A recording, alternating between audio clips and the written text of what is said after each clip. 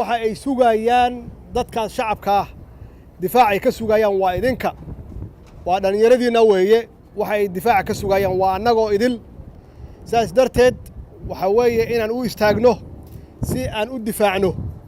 shacabkeenna iyo diinteenna saan u difaacno oo aan uga difaacno qolooyinkan horarka ah oo islaamnimada sheeganaya laakiin ku xadgudbay diinteenii wanaagsaneed islaamka ahayd ku xadgudbay oo banaystay dhiigga islaamka banaystay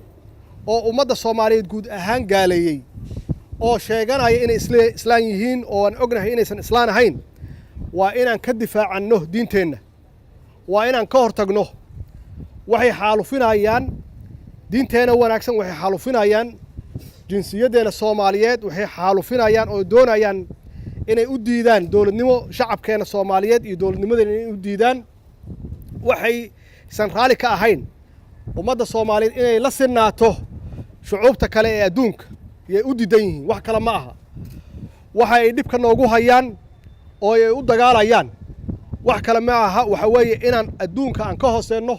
shucuubta caalamkana aan ka hooseeno mana doonayno inaan shucuubta ka hooseeno annagu adduunku shacabka adduunka ku nool la mid baan nahay Soomaalidu waa dad wanaagsan waa dad qab leh waa dad wadaniyiin ah laakiin inaan caddeynaa rabaa inaan xaqiijino inaan nahay wadaniyiin yaa la rabaa waxaad ku dagaalaysaan waa wadaniyad waxaad difaacanaysaan guryihiinna waxaad difaacanaysaan dadkiinna waxaad